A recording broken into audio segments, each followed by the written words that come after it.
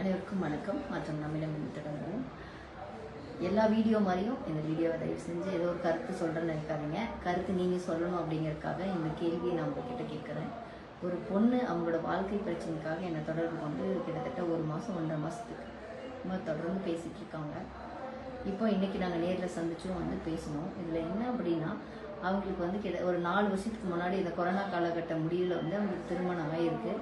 திருமணம் ஆனப்போ அவங்கள விட கொஞ்சம் வயசு கம்மி அப்படிங்கிறது அடுத்த பிரச்சனை. என்ன ஏதுன்னு வீட்டில் விசாரிக்காமல் கல்யாணம் பண்ணி வச்சுட்டாங்க.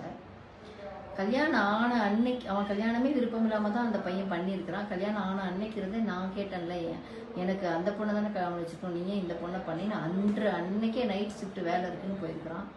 அதிகபட்சம் 1 வாரம் வர்றது சாப்பிட்றது தூங்குறது இந்த மாதிரி இருந்திருக்காங்க. அதுக்கு மேலே அவனுக்கு விருப்பம் இல்லைங்கிறத ரொம்ப அழுத்தமாக வீட்டில் தெரிவித்ததுக்கப்புறம் என்ன பண்ணியிருக்காங்கன்னா, அந்த பொண்ணு கிட்ட தேவையில்லாத அதை இதையும் பேசி பிரச்சனை பண்ணி அவங்க அம்மா வீட்டுக்கு அந்த பொண்ணை அனுப்பிச்சி விட்டாங்க. அவங்க திரும்ப வந்து என்னோட பொருள் இதெல்லாம் கொடுங்கங்கிறப்ப பயங்கரமாக சவுண்ட் விட்டதையும் அவங்களாம் ஐயோ மான மரியாதை போயிடும்னு அவங்க அம்மா அப்பா வந்து நேராக வீட்டுக்கு வந்து கூட்டிகிட்டு போயிட்டாங்க. கோர்ட்டில் கேஸ் போட்டு டைவர்ஸ் ஆயிடுச்சு. ஆனால் இவங்களோட நகை அங்கே இருக்குது 10 பவுனுக்கு மேலே. அதை கேட்குறதுக்கோ அதில் குறிப்பிடுறதுக்கோ அவங்க பண்ணலை. காவல் நிலையத்துக்கு போய் அதை ஒரு புகாராக கொடுத்து சிஎஸ்ஆர் பேப்பர் வாங்கியிருந்தாங்க அப்படின்னா அதை கோர்ட்டில் நம்ம விவாகரத்து கேஸ் போடுறப்ப அதை நம்ம சேர்த்து போட்டிருக்க முடியும். ஆனால் இவங்க வந்து அப்படி பண்ணாமல் என்ன பண்ணியிருக்காங்க, நேரடியாக கோர்ட்டில் போட்டு விவாகரத்தை மட்டும் வாங்கிட்டாங்க. இந்த பொருளுக்கான இது எதுவுமே கேட்கல. இப்போ வாங்குறதுக்கு வாய்ப்பு குறைவு. அப்போ இன்னொரு திருமணம் இப்போ வந்து அந்த பொண்ணுக்கு தெரிஞ்சவங்க வந்து அவங்களே வந்து கேட்டு இது ரெடி பண்ணியிருக்காங்க. வீட்டில் வந்து அந்த பொண்ணு எனக்கு வேண்டாம், எனக்கு இஷ்டம் இல்லை, என்னோட பழைய அந்த நகை என் துணிமணி எல்லாம் நான் வாங்கணும், எனக்கு என்ன பண்ணுறதுன்னு தெரியலன்னு சொல்லியிருக்காங்க. இவங்களுக்கு விவாகரத்து வாங்கின வழக்கறிஞர்கிட்ட கேட்டால் அவர் என்னங்கிறாராமா, வாங்கலாமா பண்ணிக்கலாம் அப்படின்னு இருக்காங்க. இந்த கல்யாணம் பண்ணிக்கு போகிறவங்ககிட்டையும் எனக்கு வேண்டாம், எனக்கு இந்த மாதிரி சூழ்நிலை இருக்குது, அவங்க வந்து வேறு மாதிரி ஏதோ ஒரு இந்த கொஞ்சம் அந்த ஆன்லைனில் பணம் போடுறது எடுக்கிறதெல்லாம் பண்ணுவாங்க போல இருக்குது. இந்த பொண்ணு எனக்கு வேண்டாம், இது பயமாக இருக்குது, இந்த மாதிரிலாம் வேண்டாம், நான் அமைதியாக குடும்பமாக வாழணும், சந்தோஷமாக ஒரு நல்ல வேலைக்கு போகணும், இல்லை நல்ல தொழில் பண்ணுங்கிறாங்க. நல்லா படித்த பொண்ணுங்க கம்மியான சம்பளத்துக்கு ஒரு நல்ல வேலைக்கு போயிட்டுருக்காங்க.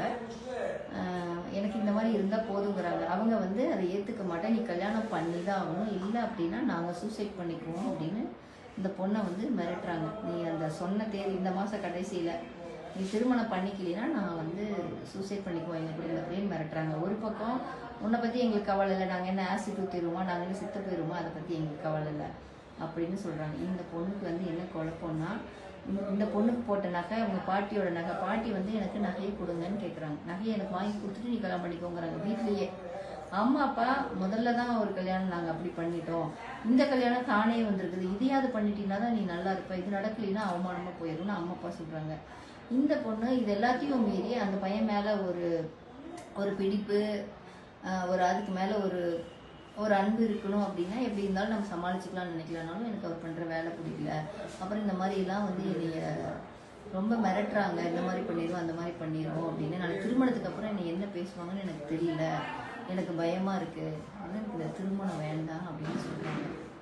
இப்போ இன்னும் ஒரு 20 நாள் இடைவெளியில் இந்த திருமணத்தோட இது ஊசலாடிக்கிட்டு இருக்குது. எல்லாமே ரெடி பண்ணிட்டாங்க, எல்லாமே பண்ணிட்டாங்க, திருமணம் மட்டும்தான் பாக்கி இருக்குது. ஆனால் இது என்ன நடக்க போகுதுன்னு தெரியல, இதுக்கு எப்படி பதில் சொல்கிறதுன்னு தெரியல. முடிஞ்ச வரைக்கும் அவங்களுக்கு அறிவுரை சொல்லி வேண்டாம் அப்படிங்கிற முடிவு இருந்ததுன்னா தயவு செஞ்சு அது வேண்டானே சொல்லிடுங்க. ஏன்னா திருமணம் ஆனதுக்கப்புறம் நீ ஏன் என்ன பண்ணிக்கிட்ட, நீ அப்பயே போக வேண்டியதானே அப்படின்னு கண்டிப்பாக கேட்பாங்க. வேண்டாம் வேண்டான்னு சொன்னீங்களா, அப்புறம் போயிருக்க வேண்டியதானே, இல்லை வேண்டாம் நிறுத்த வேண்டியதானே, ஏன் கம்முன்னு இருந்த அப்படின்னு ஒரு கேள்வி மாப்பிள்ளை வீட்டார் வந்து கேட்பாங்க. அம்மா வீட்டுக்காரும் அம்மா வீட்டில் என்ன சொல்லுவாங்கன்னா, நீ செத்தே போயிருக்கலாமே, நீ அப்பயே வேண்டாங்கட்டி தானே, இப்போ கல்யாணம் பண்ணிட்டு எங்களை யூஸ் பண்ணாதேன்னு அம்மா வீட்டில் சொல்ல போகிறாங்க. இந்த பொண்ணு ரெண்டுக்கும் நடுவில் போராடி வாழவும் முடியாமல் ஒரு வாழ்க்கை வாழணும். இது ரொம்ப கொடுமையானது. அதனால் ஒரே முடிவாக வேண்டான்னு சொல்லிடுமா, இல்லை எல்லாத்தையும் சமாளிக்கிறதுக்கு சரின்னு சொல்லுமான்னு சொல்லியிருக்கிறோம்.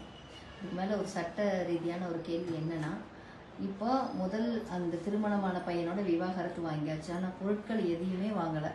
மறுபடியும் வந்து புகார் கொடுத்து இல்லை அது வந்து நம்ம கோர்ட்டில் போட்டு தான் வாங்கணுமா, இல்லை போய் பேசி கேட்டால் அவங்க கொடுக்கறதுக்கான வாய்ப்போ, இல்லை வேறு மாதிரி காவல் நிலையம் மூலியம் போனால் அந்த 11 பவுன் வாங்க முடியுமா அப்படிங்கிறது மட்டும் உங்கள் யாருக்காவது தெரிஞ்சுதுன்னா சொல்லுங்கள்.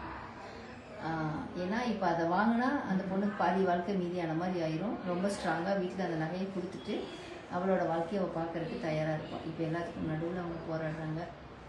இதுக்கு என்ன சொல்கிறதோ என்னால் முடிஞ்ச வரைக்கும் சொல்லிக்கிறேன். உங்களோட கருத்துக்கள் ஏதாவது இருந்ததுன்னா கண்டிப்பாக இதில் சொல்லுங்கள், நான் அவங்களுக்கு தெரிவிக்கிறேன். அவங்க வாழ்க்கை நல்லா இருக்கணும். முடிஞ்ச வரைக்கும் நான் என்னால் என்ன முடியுமோ அதற்கான உறுதுணையாக செயல்படணும் அப்படின்னு நான் செய்ய இருக்கேன். மாற்றம் வந்து